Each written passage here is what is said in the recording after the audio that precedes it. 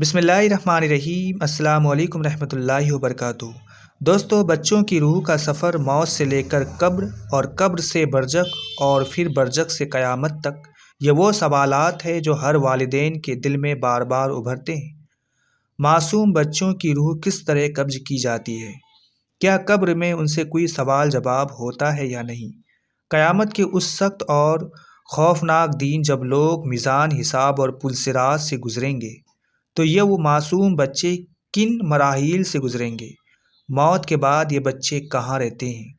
قبر میں، برزخ میں یا سیدھے جنت میں؟ اور ایک اہم سوال یہ بھی ہے کہ کافروں کے گھروں میں پیدا ہونے والے بچوں کا انجام قیامت کے دن کیا ہوگا؟ اسی طرح یہ جاننا بھی ضروری ہے کہ کس عمر کے بعد بچے کے قول اور عمل کو شریعت میں معتبر مانا جاتا ہے۔ پیارے دوستو، ان تمام سوالات کے جامع اور مستند جوابات ہم قرآن اور صحیح حدیث کی روشنی میں آج کی اس ویڈیو میں پیش کریں گے، اس لیے آخر تک ضرور دیکھیے۔ اس ایمان افروز اور دل کو چھو لینے والے سفر میں ہم جانیں گے کہ بچوں کی روح کس نرمی سے قبض کی جاتی ہے، قبر میں ان کے ساتھ کیا معاملہ ہوتا ہے، اور قیامت کے دن ان کے لیے کون سی آسانیاں رکھی گئی ہے۔ موت کے بعد انسان کس مقام پر ٹھہرتا ہے؟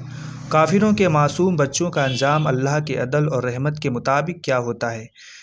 یہ ایسا موضوع ہے جو ایمان کو تازہ کرتا ہے، دل کو سکون دیتا ہے اور رب کی رحمت کو سمجھنے میں مددگار بناتا ہے۔ قرآن کریم میں صاف طور پر ارشاد ہوا ہے کہ تمہاری روح اس فرشتے کے ذریعے قبض کی جاتی ہے جو تم پر مقرر کیا گیا ہے۔ جب انسان کی زندگی کے دن پورے ہونے لگتے ہیں اور موت کا لمحہ نزدیک آتا ہے، تو روح قبض ہونے کا یہ مرحلہ ہر کسی کے لیے ایک سا نہیں ہوتا۔ یہ تربز جو ہے، یہ ہر شخص اپنے اعمال کے مطابق محسوس کرتا ہے۔ نیک اور پرہیزگار لوگوں کی روح بڑی نرمی سے جسم سے جدا ہوتی ہے، جیسے مسک سے پانی بغیر کسی تکلیف کے بہہ نکلے۔ ایسے لوگ اپنی زندگی اللہ کی اطاعت، پاکیزگی اور حقوق العبادت کی ادائیگی میں گزرتے ہیں۔ ان کے لیے موت دنیا کی تھکان کے بعد راحت اور سکون کا دروازہ بن جاتی ہے۔ اس کے برعکس غافل اور گناہوں میں ڈوبے لوگوں کی روح بڑی سختی اور درد کے ساتھ نکالی جاتی ہے، جیسے کانٹوں میں الجھی ہوئی شاخ کو زور سے کھینچ لیا جائے۔ یہ وہ لوگ ہوتے ہیں جن کے دل دنیا کی محبت اور نافرمانی کی زنجیروں میں جکڑے ہوتے ہیں، جو آخری وقت میں انہیں شدید تکلیف دیتی ہے۔ بچوں کی روح اللہ کی خاص رحمت سے بہت آسانی اور نرمی کے ساتھ قبض کی جاتی ہے۔ حدیث اور علماء کی وضاحت کے مطابق یہ عمل ایسا ہوتا ہے جیسے کسی سوئے ہوئے بچے کو آرام سے جگا دیا جائے، کیونکہ بچوں پر کوئی گناہ نہیں ہوتا، اس لیے ان کے ساتھ فرشتے رحمت اور شفقت کا معاملہ کرتے ہیں۔ موت کے بعد انسان جس پہلی منزل میں داخل ہوتا ہے وہ قبر ہے۔ قبر آخرت کی سب سے پہلی سیڑھی ہے۔ اگر یہ مرحلہ آسانی سے گزر جائے تو آگے کے مراحل میں آسان ہو جاتے ہیں، اور اگر یہ ناکامی ہو تو آگے کی راہ اور زیادہ مشکل ہو جاتی ہے۔ قبر میں منکر اور نکیر نام کے دو فرشتے آتے ہیں اور مرنے والے سے اس کے رب اور اس کے دین اور ان کے نبی کے بارے میں سوال کرتے ہیں۔ نیک بندہ صحیح جواب دیتا ہے تو اسے جنت کی بشارت دی جاتی ہے، اور گنہگار ناکام رہتا ہے تو قبر اس کے لیے عذاب کا گھر بن جاتی ہے۔ اس لیے حضور صلی اللہ تعالی وسلم نے فرمایا، قبر یا تو جنت کے باغوں میں سے ایک باغ ہے یا جہنم کے گڈھوں میں سے ایک گڈھا ہے۔ ناظرین، اب یہ سوال پیدا ہوتا ہے کہ اگر کوئی نابالغ بچہ بالغ ہونے سے پہلے ہی انتقال کر جائے تو کیا اس سے بھی قبر میں حساب کتاب لیا جائے گا، اور کیا اس سے سوال جواب ہوں گے؟ تو اس سلسلے میں علماء کی یہ مختلف روایت ملتی ہے۔ کچھ روایتوں کے مطابق قبر میں چھوٹے بچوں سے بھی سوال کیے جائیں گے، کیونکہ اللہ تعالیٰ اس وقت ان کی عقل کو مکمل کر دے گا، اور پھر وہ بچے کامل عقل کے ساتھ فرشتوں کے سوالوں کے جواب دیں گے۔ جبکہ دوسری روایت کے مطابق بچوں سے قبر میں کوئی حساب کتاب نہیں لیا جائے گا، کیونکہ بچے معصوم اور غیر مکلف ہوتے ہیں، اسی وجہ سے ان کے ساتھ قبر میں کسی طرح کی سختی نہیں کی جائے گی۔ پیارے دوستو، اب ان بچوں کی بات کرتے ہیں جو کافر یا مشرک گھرانوں میں پیدا ہوئے اور بالغ ہونے سے پہلے ہی دنیا سے رخصت ہو گئے۔ سوال یہ ہے کہ کیا ایسے بچوں کو بھی کافر یا مشرک کہا جائے گا، اور قبر و آخرت میں ان کے ساتھ کیسا سلوک ہوگا؟ اس بارے میں حضرت عبداللہ ابن عباس رضی اللہ تعالیٰ عنہ سے روایت ہے کہ جب رسول کریم صلی اللہ تعالیٰ علیہ وسلم سے مشرکوں اور کافروں کے بچوں کے انجام کے بارے میں پوچھا گیا تو آپ نے فرمایا کہ اللہ تعالیٰ نے جب ان بچوں کو پیدا کیا تو وہ اچھی طرح جانتا تھا کہ بڑے ہو کر وہ کیا عمل کریں گے۔ اسی طرح ایک حدیث میں آتا ہے کہ رسول کریم صلی اللہ تعالیٰ علیہ وسلم نے خواب میں دیکھا کہ آپ ایک باغ میں ہیں جہاں ایک بہت لمبے قد کا شخص چل رہا ہے اور اس کے چاروں طرف بہت سے بچے کھیل رہے ہیں۔ اس شخص کا قد اتنا بلند تھا کہ نبی کریم صلی اللہ تعالیٰ وسلم کو اسے دیکھنے کے لیے گردن اوپر اٹھانی پڑی، گویا وہ آسمانوں سے باتیں کر رہا ہو۔ آپ صلی اللہ تعالیٰ علیہ وسلم نے حضرت جبرائیل علیہ السلام سے اس شخص اور ان بچوں کے بارے میں پوچھا تو جبرائیل علیہ السلام نے عرض کیا، یا رسول اللہ صلی اللہ تعالیٰ علیہ وسلم، وہ شخص حضرت ابراہیم علیہ السلام ہیں اور ان کے ارد گرد کھیلنے والے بچے ہیں۔ وہ فطرت سلیم پر پیدا ہوئے اور بالغ ہونے سے پہلے اسی فطرت پر دنیا سے چل گئے، یعنی ایسے بچے اسلام پر پیدا ہوئے اور اسلام پر ہی ان کا انتقال ہوا، لہٰذا آخرت میں ان کے ساتھ وہی سلوک ہوگا جو مسلمان گھر میں پیدا ہونے والے بچوں کے ساتھ کیا جائے، کیونکہ ہر پیدا ہونے والا بچہ فطرت پر پیدا ہوتا ہے۔ جیسا کہ نبی کریم صلی اللہ تعالیٰ وسلم نے فرمایا، ہر بچہ فطرت پر پیدا ہوتا ہے، پھر اس کے ماں باپ اسے یہودی، نصرانی یا مشرک بنا دیتے ہیں۔ اس حدیث سے یہ بات صاف ہوتی ہے کہ بچہ جنم سے مسلمان ہوتا، بعد میں ماحول اور پرورش اس کے مذہب کو بدل دیتی ہے۔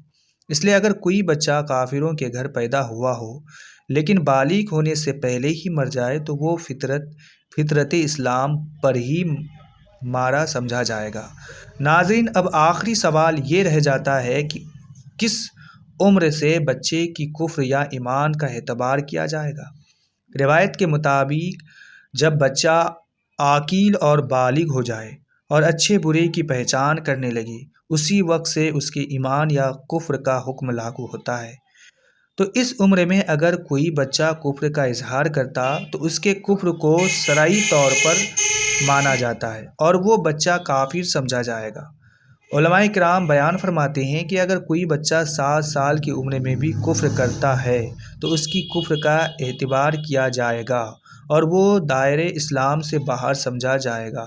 پیارے دوستو، اب یہ سوال سامنے آتا کہ کافروں اور مشرکوں کے معصوم بچے جنت میں جائیں گے یا نہیں، اور اگر جائیں گے تو جنت میں انہیں کس درجے اور مقام پر رکھا جائے گا۔ اس مسئلے میں بھی مختلف روایتیں ملتی ہیں۔ کچھ روایتوں کے مطابق جس طرح مسلمانوں کے بچے جنت میں داخل ہوں گے اسی طرح وہ بچے بھی جنت میں جائیں گے جو کافر گھرانوں میں پیدا ہوئے لیکن بالغ ہونے سے پہلے ہی موت ہو گئے۔ اللہ تعالیٰ اپنی رحمت سے ان معصوم بچوں کو بھی جنت عطا فرمائے گا، کیونکہ اللہ تعالیٰ فرماتا ہے کہ وہ کسی انسان کو جنت یا جہنم میں داخل نہیں کرتا جب تک اسے اعمال کا مکمل نہ بنا دے، اور بچے اعمال کے مکلف نہیں ہوتے۔ اسی وجہ سے اللہ تعالیٰ معصوم بچوں کو بغیر حساب کتاب کے جنت میں داخل فرمائے گا۔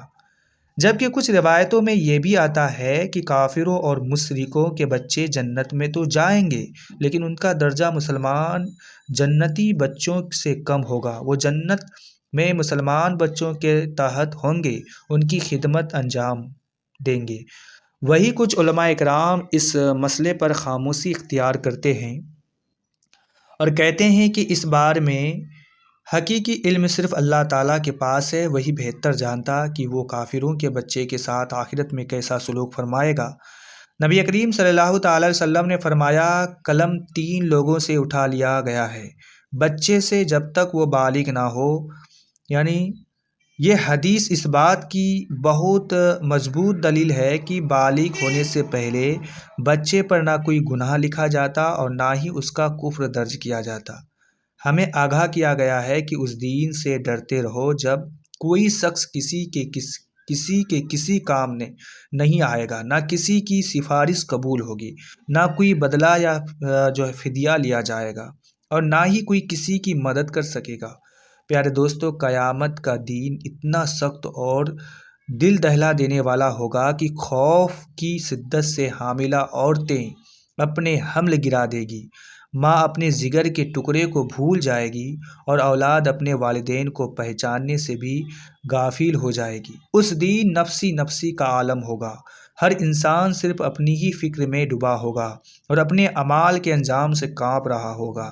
ہر شخص کو اس کے لیے ہوئے اعمال کے مطابق اس کے انجام تک پہنچا دیا جائے گا۔ اے میرے عزیزو، ہمیں اس حقیقت پر کامل یقین ہے کہ موت کے بعد ایک دن ہم سب کو دوبارہ زندہ کیا جائے گا، اللہ کے حضور پیش ہونا ہوگا اور اپنے ہر عمل کا پورا حساب دینا ہوگا۔ ناظرین، قیامت کے دن فضائے بہت سخت ہوگی، سورج ستاروں کے قریب ہوگا، اعمال تولے جائیں گے اور سب کو پل صراط سے گزرنا ہوگا، لیکن معصوم بچے ان سخت آزمائشوں سے محفوظ رکھے جائیں گے۔ اللہ کی خاص رحمت کے سائے میں وہ آسانی کے ساتھ جنت میں داخل کر دیے جائیں گے۔ کچھ احادیث میں یہ بھی ملتا ہے کہ یہ بچے اپنے والدین کا ہاتھ پکڑ کر انہیں جنت تک پہنچا دیں گے۔ یوں قیامت کے تمام مراحل بچوں کے لیے بغیر ڈر، بغیر رکاوٹ اور بغیر حساب کے طے ہو جائیں گے۔ یہ اللہ تعالیٰ کی طرف سے ان معصوم روحوں پر خاص عنایت اور بے پناہ محبت ہے۔ آئیے اللہ تعالیٰ سے دعا کرے، اے اللہ، جن والدین کے بچے اس دنیا سے رخصت ہو گئے ان کے دلوں کو صبر عطا فرما، ان کے بچوں کو جنت میں اعلیٰ درجے عطا فرما۔ قیامت کے دن ان بچوں کو ان کے والدین کے لیے شفاعت کا ذریعہ بنا دے، آمین یا رب العالمین۔ اے اللہ، جن ماں باپ کے معصوم بچے اس فانی دنیا سے چل گئے، تو اپنے فضل و کرم سے ان کے دلوں کے زخم بھر دے، انہیں صبر جمیل عطا فرما، وہ صبر جو یعقوب علیہ السلام کو یوسف علیہ السلام کی جدائی میں ملا، اور وہ حوصلہ عطا کر جو ایوب علیہ السلام کو سخت آزمائشوں سے نصیب ہوا۔ اے پروردگار، ان معصوم بچوں کی روحوں کو جنت کے ان باغوں میں جگہ عطا فرما جہاں نہ کوئی غم ہو، نہ کوئی درد، نہ ڈر ہو اور نہ کوئی اندیشہ۔ انہیں ابراہیم علیہ السلام کی رفاقت میں وہ مقام عطا کر جس کا ذکر رسول کریم صلی اللہ تعالی علیہ وسلم نے فرمایا کہ مومنوں کے بچے حضرت ابراہیم علیہ السلام کے پاس ہوتے ہیں۔ اے اللہ، ان بچوں کے لیے جنت کے دروازے کھول دے، ان کے چہروں کو نور سے روشن کر دے اور انہیں وہ بلند مقام عطا فرما جس پر تیرے مقرب فرشتے بھی رشک کرے۔ دنیا کے ہر اس ماں باپ کے صبر کو پہاڑوں سے زیادہ مضبوط بنا دے جن کا بچہ ان سے جدا ہو گیا، ان کے دلوں کو سکون دے، ان کی دعاؤں کو قبول فرما اور انہیں وہ اجر عطا کر جس کا بدلہ صرف تو ہی دے سکتا ہے۔ تو دوستو، آج کی ویڈیو میں بس اتنا ہی تک رکھتے ہیں، پھر اگلے ویڈیو میں ہم بہت جلد ملیں گے، تب تک کے لیے اللہ حافظ۔